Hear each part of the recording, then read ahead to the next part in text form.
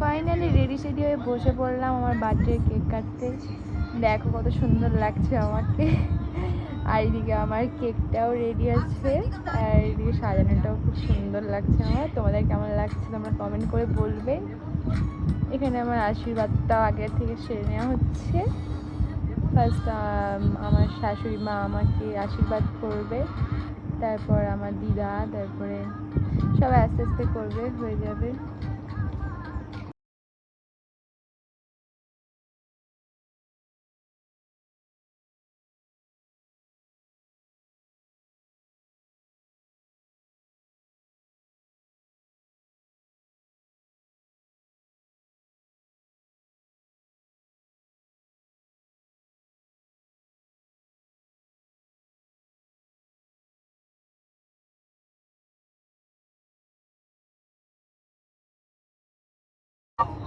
Finally আমি কেকটা কেটে ফেলছি গাইস।